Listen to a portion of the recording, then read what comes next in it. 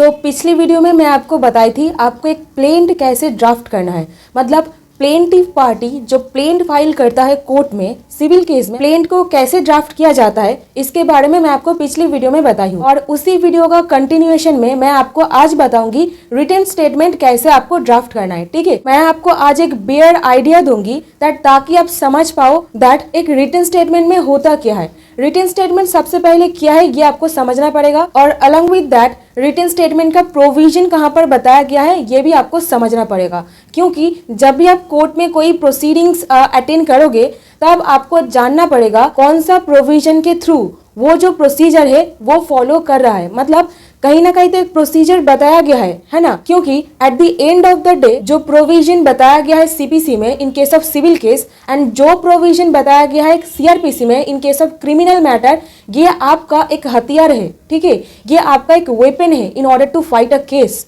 और दूसरा हथियार होता है एविडेंसेस। ठीक है, तो यहाँ पे एविडेंसेस की बात मैं नहीं करूंगी, किसी और वीडियो में मैं एविडेंस के बारे में बात करूंगी, और जिसका मेजर एक्ट है इंडियन एविडेंस एक्ट। तो आज आपको बताती हूँ रिटन स्टेटमेंट जब सीपीसी में फाइल करते हैं तो कौन सा प्रोविजन आपको जानना चाहिए। ठीक है, तो order 8 of the code of civil procedure 1908 ये बताता है रिटन स्टेटमेंट के बारे में। तो सबसे पहले रिटन स्टेटमेंट होता क्या है। रिटन स्टेटमेंट डिफेंडेंट पार्टी का एक रिटन स्टेटमेंट होता है, मतलब एक लिखित स्टेटमेंट होता है डिफेंडेंट पार्टी का। सपोज आप मेरे नाम पर एक केस फाइल किए हो, ठीक है, आप फाइल किए हो that means you are the plaintiff, and मेरे नाम पर फाइल किए हो that means I am the defendant. तो आप जो फाइल किए हो उसको कहा जाएगा प्लेंट, और मेरे नाम पर केस किया गया है यानी कि मुझे कोर्ट में जा करके एक उसका आंसर देना पड़ेगा। तो मैं जो फाइल करूंगी आपका जो प्लेंट है उसका आंसर देने के लिए उसको कहा जाएगा written statement. So I hope written statement क्या है आप कभी भी नहीं भूलोगे। ओके,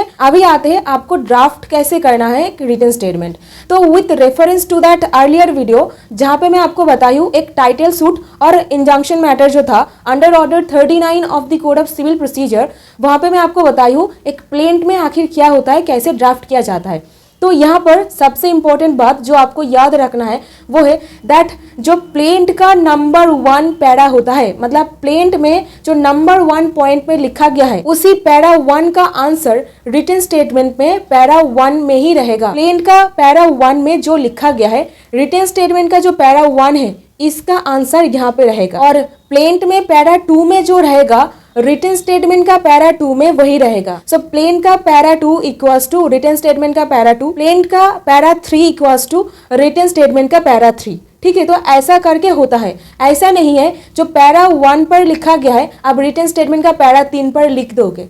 ठीक है, तो हम strictly telling you that plaint का para 1 equals to written statement का पैरा 1, तो सिमिलरली 2 इक्वल्स टू 2 ऐसे करके होता रहेगा। और इस वीडियो में मैं आपको कुछ टेक्निकल लैंग्वेज दूंगी जो हर एक प्लेंट में रहता ही रहता है। ठीक है, आप इंडिया के कहीं से भी हो कोई फर्क नहीं पड़ता है, हर एक रिटन स्टेटमेंट पर ये सारा जो लैंग्वेज है मतलब वर्ड्स है ये रहता ही रहता है। आप किसी भी कोर्ट का जो रिटन स्टेटमेंट है आपका जो सीनियर है उनका रिटन स्टेटमेंट लेकर के देख लो, तो ये सारा जो टेक्निकल वर्ड है जो मैं आपको दूंगी इसका पीडीएफ टेलीग्राम ग्रुप पर मैं ये सारा पीडीएफ आपको दे रही हूँ। दैट डजंट मीन मेरी कॉपी पर जो लिखा गया है आप उसको एग्जैक्टली छापते रहोगे आपका जो रिटन स्टेटमेंट या फिर प्लेंट है वहां पर, क्योंकि मेरा जो क्लाइंट है उनका जो सिचुएशन है और आपका जो क्लाइंट है उनका जो पोजीशन या फिर सिचुएशन है वो सेम नहीं है। ठीक है, तो अकॉर्डिंगली आपका जो क्लाइंट है उनका क्या सिचुएशन है, क्या हालत है, on the basis of that आपको फाइल करना पड़ेगा। और इसी बीच में आपके लिए एक बहुत ही इंपॉर्टेंट क्वेश्चन रहेगा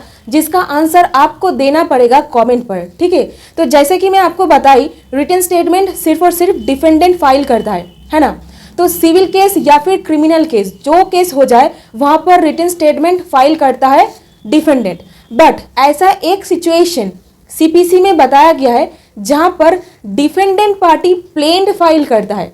yes, I am repeating, defendant party plaint file करता है, और वो सिचुएशन कब है ये आपको बताना पड़ेगा। अगर नहीं पता है वो भी कमेंट पर लिखो, on the basis of that आपको मैं आंसर करूंगी। ठीक है, अगर पता है वो लिखो, नहीं पता है तो वो भी लिखो। ओके, तो अभी आगे बढ़ते हैं। और एक बात जो बहुत ही इंपॉर्टेंट है आपके लिए समझना वो है डिफेंडेंट को रिटन स्टेटमेंट फाइल कब करना पड़ता है, मतलब टाइम पीरियड क्या है। According to order 8 rule 1 defendant party जो है उनको समन मिलने से, समन्स जो किया जाता है मतलब कोर्ट का बुलावा, वो मिलने से 30 दिन के अंदर अंदर उनको रिटन स्टेटमेंट फाइल करना पड़ता है, ठीक है। और इसी के साथ अगर आप 30 दिन के अंदर अंदर रिटन स्टेटमेंट फाइल नहीं कर सकते हो तो आपको फाइल करना पड़ता है विद इन 90 डेज, मतलब 90 दिन के अंदर अंदर आपको फाइल करना पड़ता है, ठीक है।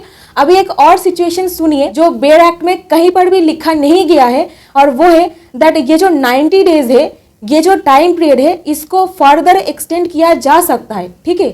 मतलब बेयर एक्ट में आपको सिर्फ मिलेगा 30 डेज या फिर 90 डेज, बट कहीं पर भी लिखा नहीं गया है आप 90 डेज हो जाने के बाद भी रिटन स्टेटमेंट फाइल कर सकते हो।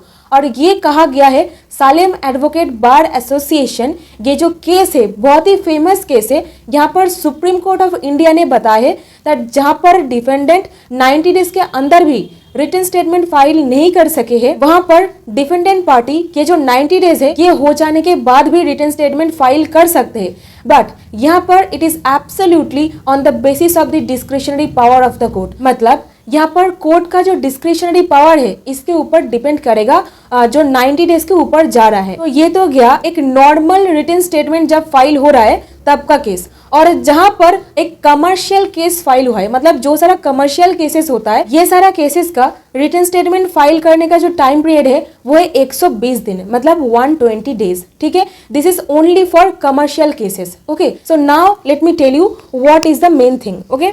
सो नंबर 1, सपोज आपका जो प्लेंट है, प्लेंट का पैरा नंबर 1 पर जो लिखा गया है आप उसको एडमिट करते हो, आप उसको एक्सेप्ट करते हो, तब क्या लिखना पड़ेगा?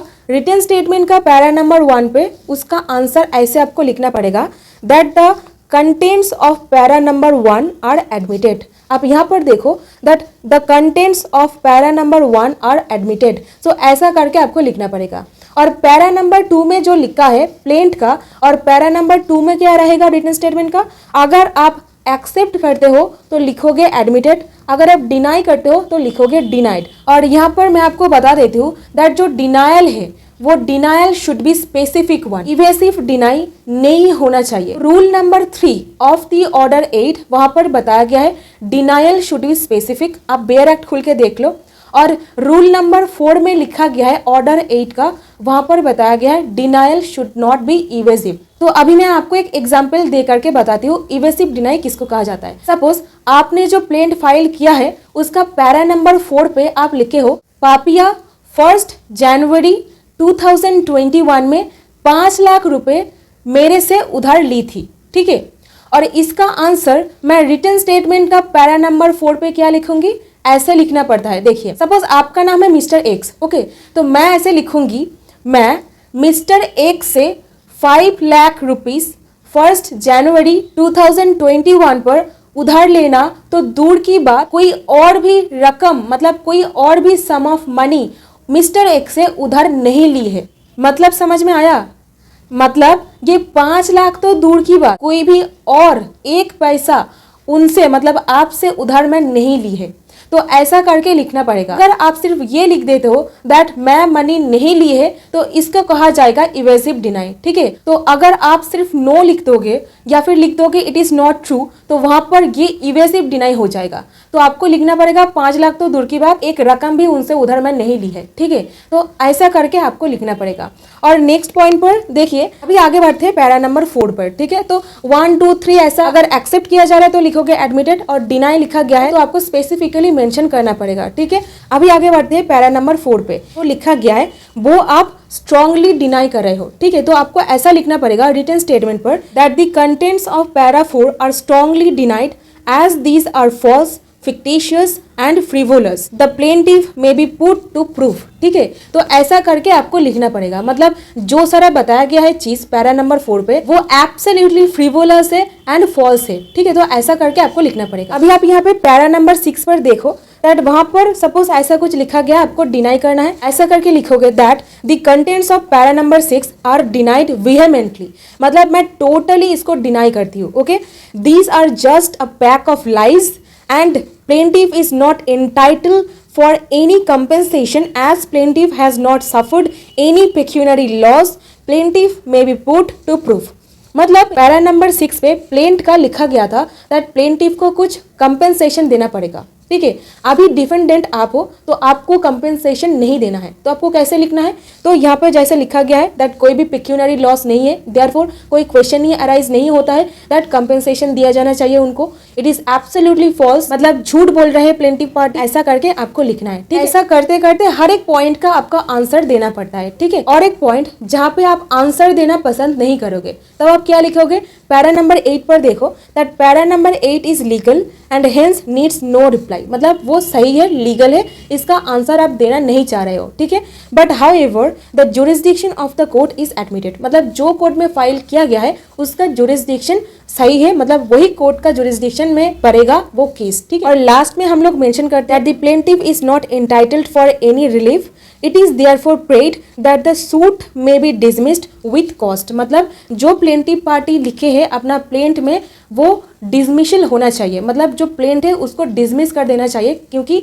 उसका कोई बुनियाद नहीं है, वो फ्रिवोलस है, वेक्सेशियस है। ठीक है, तो जो सारा लैंग्वेज यहाँ पे डाला गया है इसका पीडीएफ में आपको टेलीग्राम ग्रुप पे दे दूंगी, इसको आप बहुत ही ध्यान से समझना। सिर्फ ये सारा जो पॉइंट्स है अपना केस पर छाप मत देना, आपका जो पार्टीज है उनका क्या सिचुएशन है उसको एनालाइज करके आपको आपके केस पर जो अप्लाई होता है वो लिखना है। ठीक है, और इसके बाद हम लोग एक वेरिफिकेशन और एफिडेविट अटैच करके कोर्ट में फाइल कर देते हैं। ठीक है, और बाकी सब कुछ जो पैटर्न है, जो फॉर्मेट का स्ट्रक्चर है, ये सब कुछ सेम रहता है, कोर्ट का नाम रहता है प्लेंटिव वर्सेस डिफेंडेंट ऐसा करके रहता है। ठीक है, और यहाँ पर मैं आपको बता देती हूँ और एक पॉइंट दैट सपोज आपका कुछ एडिशनल पॉइंट आपको करना है, ऐड करना है, तो क्या करना पड़ेगा, आपका जो मेन रिटन स्टेटमेंट है वो जहाँ पर खत्म हो रहा है नेक्स्ट पेज पर हम लोग लिख देते हैं एडिशनल प्लीज बता करके हम लोग जो सारा पॉइंट्स है उसको अटैच कर देते हैं। ठीक है, तो ऐसा करके हम लोग कोर्ट पर फाइल कर देते हैं। तो ये वाला पीडीएफ मैं टेलीग्राम ग्रुप पे दे दूंगी, आप टेलीग्राम पर ज्वाइन कर लीजिए। अगर आपका कोई डाउट्स रहता है कमेंट पर पोस्ट कीजिएगा। ठीक है, तो इसी के साथ आप इस वीडियो को ज्यादा से ज्यादा शेयर कीजिए अपने दोस्तों के साथ,